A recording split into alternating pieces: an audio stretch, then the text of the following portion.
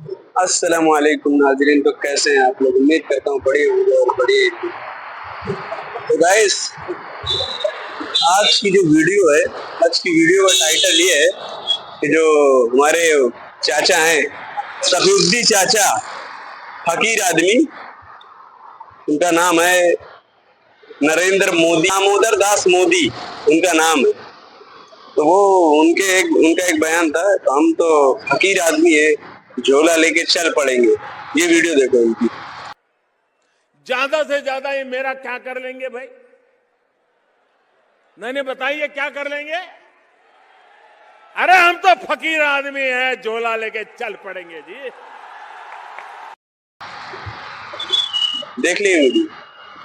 तो ये वीडियो में था, बोल रहे थे कि हम तो फकीर आदमी, झोला लेके चल पड़ेंगे। तो झोला लेके चलना ही पड़ेगा 4 तारीख को, और 4 तारीख के पहले मैं तो बोलता हूँ झोला लेके चल पड़ो तो ज्यादा अच्छा है।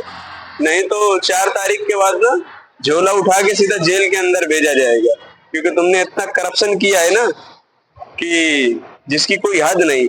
जितना तुमने करप्शन किया है उसके हिसाब से तो तुम्हें तो मेरे ख्याल में सीधा जेल ही जाना चाहिए, इतना करप्शन आपने किया है।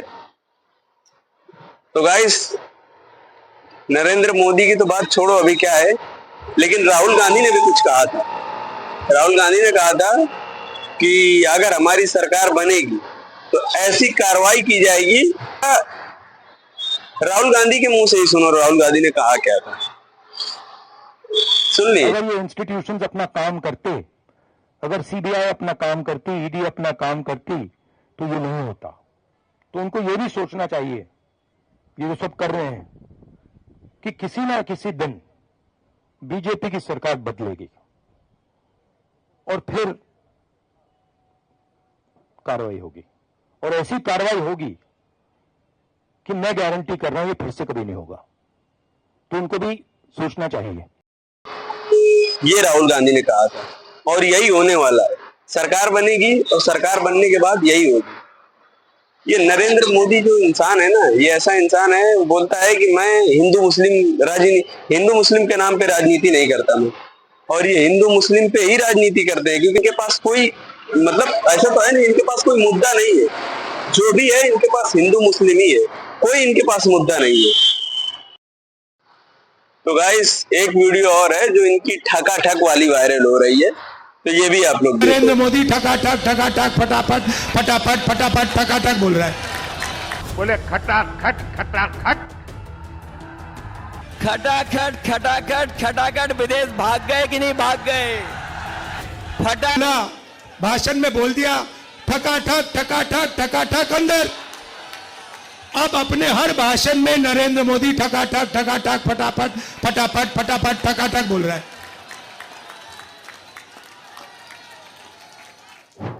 इन शहजादों को ना मेहनत की आदत है और ना ही नतीजे लाने की। इसलिए कहते हैं देश का विकास अपने आप होगा। और कहते क्या है, विकास कैसे होगा? बोले खटाखट खटाखट।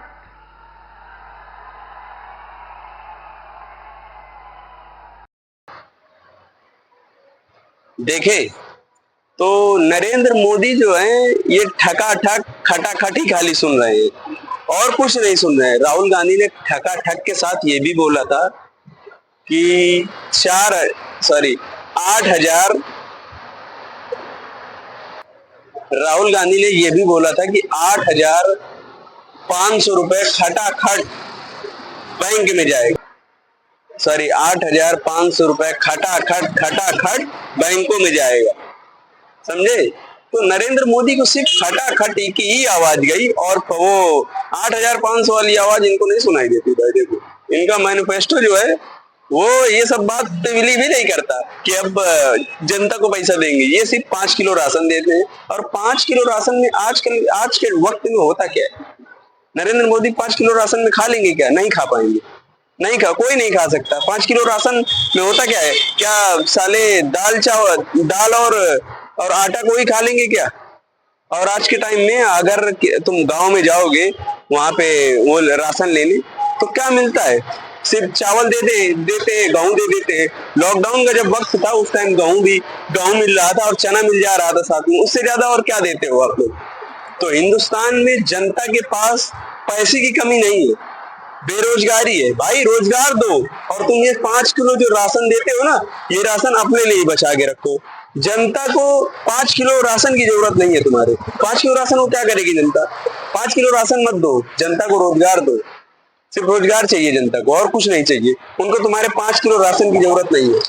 भाई ये जो है नरेंद्र मोदी जो है ना, वो एकदम झूठे और करप्ट इंसान है। पहली बात, वो हर चीज में झूठ बोलते हैं। बहुत दुनिया के सबसे झूठे इंसानों में अगर शुमार किया जाए तो वो नरेंद्र मोदी, ये बात कंफर्म है। और मैं इन बीजेपी वालों से ये कहना चाहूंगा कि जरा सा तुम्हारे अंदर शर्म है तो हारने के पहले मैं एक बात और बताऊं, मनीष कश्यप जो बंदा है ना, जो बीजेपी में ज्वाइन हुआ है, मैं अभी मेरे माइंड में वो बात आ गई। मनीष कश्यप जो है, जो बीजेपी में ज्वाइन हुआ है, तो वो किस वजह से ज्वाइन हुआ है? क्योंकि उसे डर है कि बीजेपी वाले, अभी तक का उसके बयान आते थे ना, तो बीजेपी के बारे में इतनी बुरी बुरी बातें बोलता था कि बीजेपी ने ये किया, हिंदुस्तान वो वहां पे बिहार के अंदर चीनी मिल नहीं खुली, चीनी मिल बंद हुई, चीनी मिल का जो सामान था वो कट के जा रहा है। तो मनीष कश्यप जो है ना, वो डर से बीजेपी में ज्वाइन हुआ है। आज देखो मनीष कश्यप बोलता है कि वो बीजेपी लोकतांत्रिक पार्टी है, इसमें बोलने की आजादी है। कहाँ बोलने की आजादी है? कोई बोलने की आजादी नहीं। दुनिया की, हिंदुस्तान की सबसे करप्ट पार्टी और सबसे ज्यादा लोगों को दबाने वाली पार्टी वो है बीजेपी। अगर हिंदुस्तान के अंदर कितना भी, जितने भ्रष्ट नेता हैं वो बीजेपी के अंदर है। किसी भी पार्टी के भ्रष्ट नेता थे वो बीजेपी के अंदर गए हैं, ये भी बात मान लो आप लोग। तो हिंदुस्तान के अंदर ना वो मनीष कश्यप जो है वो डर की वजह से चला गया है कि भाई, और ये मैं एक बात और बता दूं, अगर बीजेपी की सरकार नहीं बनती है हिंदुस्तान के अंदर, तो मनीष कश्यप जो है ना, वो बीजेपी छोड़ देगा, तुरंत छोड़ेगा। वो साला मतलब क्या है ना, उसको डर हो गया कि यार ये बीजेपी वाले फिर मुझे अंदर कर देंगे, तो ऐसा हो सकता था। तो वो डर की वजह से उसने बीजेपी ज्वाइन कर लिया। तो बीजेपी वाले लोग ऐसे हैं ना, ये साले सिर्फ झूठ बोलते हैं, झूठ बोलना ही इनको आता है, हर चीज में झूठ बोलना है।